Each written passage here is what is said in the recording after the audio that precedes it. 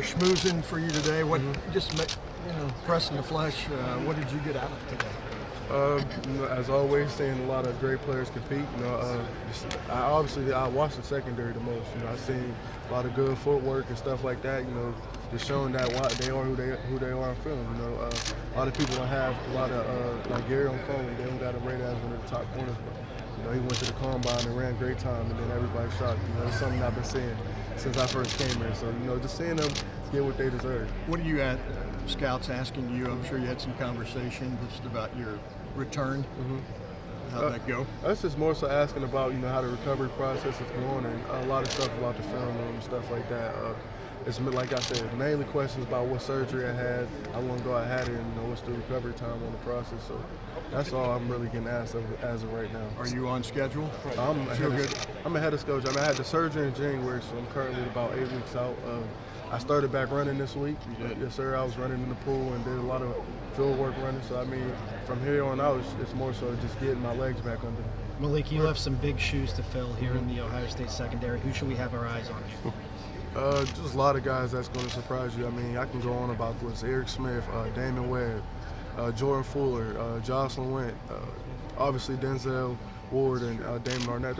It's a young secondary and a scary secondary. So, as of people were shocked about what I did last year. Wait until you see what happens these next few years with these guys. Malik, how you projected as a first-round pick, potentially Marshawn, Gary on? Just what would it say about this program to have three first-round defensive backs? It just shows that Coach Meyer and the staff do a great job of developing, NFL players. Obviously, you look at NFL now, Zeke, Mike Thomas, guys that was basically rookie player of the years and stuff like that going on. So, it just shows that they do a great job developing players.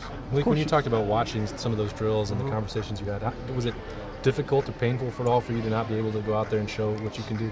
It's just more so anxious, just being anxious to get back out there, and showing everybody that, like I said about Marshawn, I am who I am on film. Ain't no secrets about it. I feel like that's just more so just wanting to compete again. I haven't ran since the Clemson game in January, so just trying to get back in the midst of things. Did the scouts ever show their hand or pay you compliments? And you keep hearing how you're the it guy, the outfield guy who can make every play. You're the next Ed Reed kind of thing. Yeah, I definitely hear it all the time. But at the same time, you can't get complacent about hearing stuff like that. You got to keep working, trying to improve your craft, because there's always somebody else out there that's like you. And, they're out there working how you was and probably harder. So just can't get complacent. Just keep doing the things that got you to where you was before. Do you expect to have private, I know you can't work out, but will they bring you in more scrutiny of who you are as a person maybe? Yeah, I'll probably do more meetings, going to meet with teams and just showing what I know on the board and, film work. I'm not going to be able to work out, time soon before the draft or anything like that. I'm just basically, like I said, meeting with teams and showing how much knowledge I have about the game of football. And your stock obviously hasn't dropped. You're steady. I was about to say, I have no clue. I really don't pay no mind. And you don't worry about it. No, I feel like it's just a part of the process. If I'm supposed to be the number 2 pick of the draft, then it's something that was planned before. So I just feel like it's all gonna play out how it's supposed to play. You don't when are you supposed to be drafted?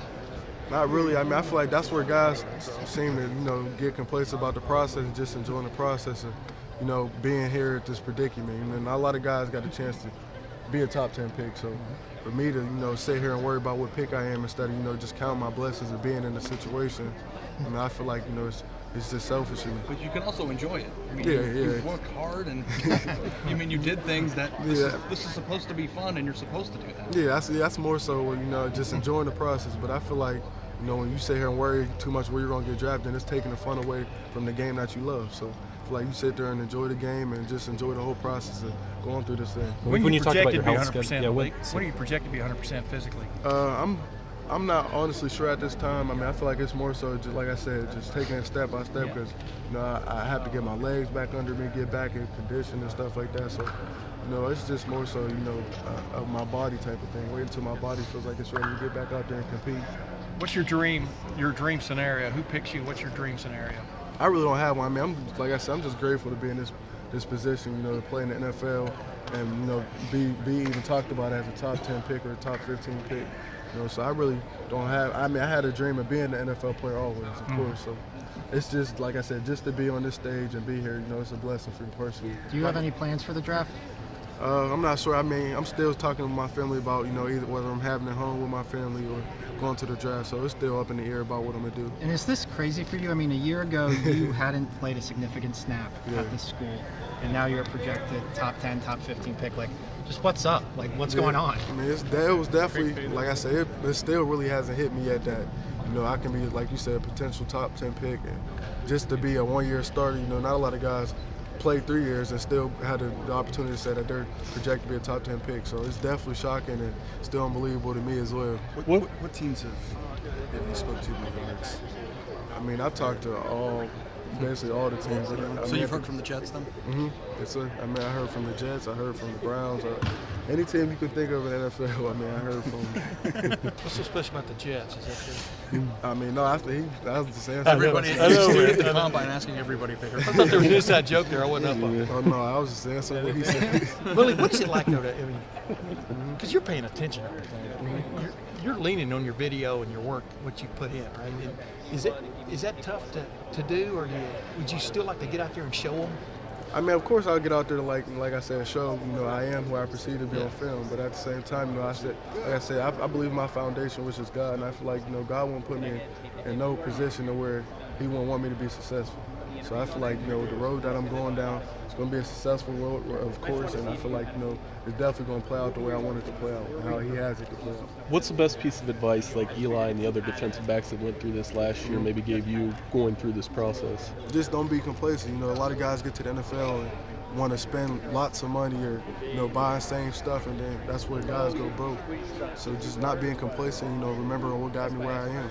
And is it hard for you to be patient where, you've got this long, before you're going to play football again? I mean, how hard is it for you to be patient through this whole process? I mean, it's definitely like an anxious thing. Like I said, I'm real anxious, just to be back out here and just, running and trying to cover somebody or something like that. I'm competitive, so, I can't wait for me to be out here and just say that I'm able to compete in the drill or something like that.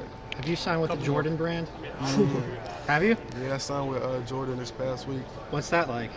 It's definitely, like I said, it's definitely a great thing. That they don't sign too many people. So, once again, for me to be in that position to say that I signed with Jordan is definitely a blessing and a shocking thing for me. With your basketball skills, that's a pretty good fit. How many retro Jordans do you get? Like, how does that? You just take me through do you get to pick which ones you want? I have no clue. I'm still waiting to figure that out now. I haven't got a package. I literally just signed last week. Did you buy those, or did they give them to you? No, I had these from when I was in college.